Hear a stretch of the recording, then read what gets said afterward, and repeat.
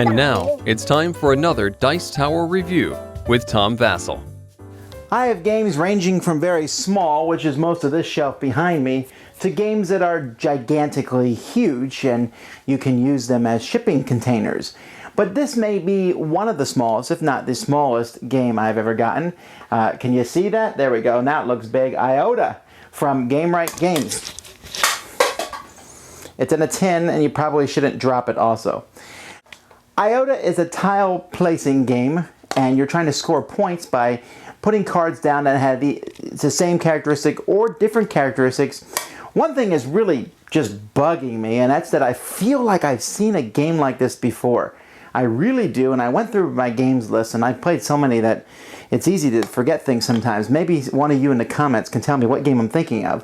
But regardless, let's see how it plays.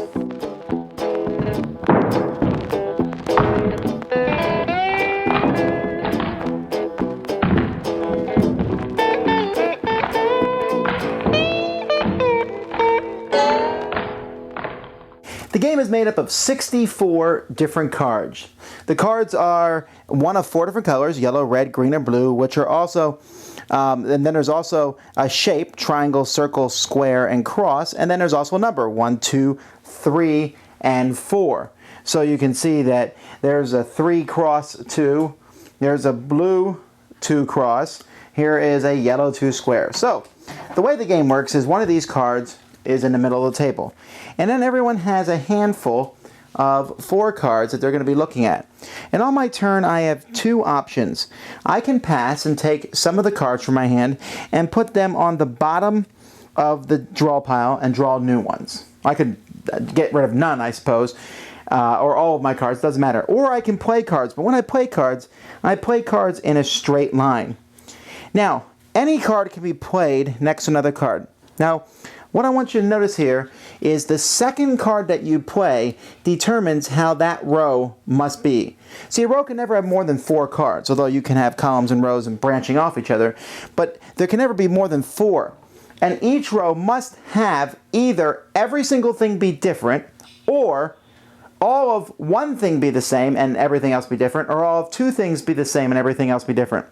So for example here's a 2 red circle. This is now a 2 yellow cross. That can be played there. The common characteristic between these cards is 2.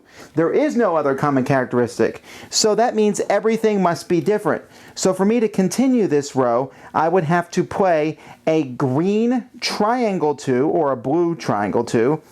And so let's say I play the green triangle 2, then that means the final one then must be a blue square 1.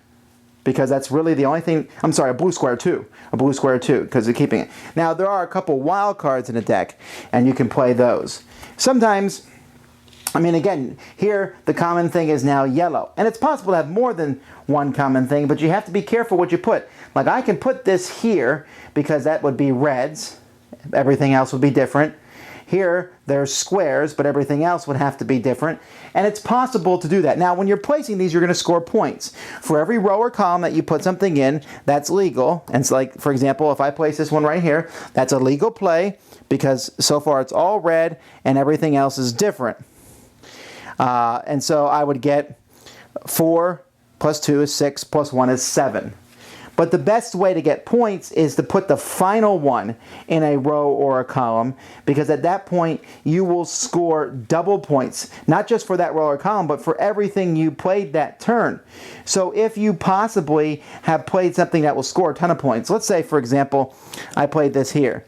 Now that's legal because it's, no, it's not legal. It needs to be a 3 cross. And that's something you'll find yourself doing over the course of the game, is constantly saying, no, you can't put that there because only a specific card can go there.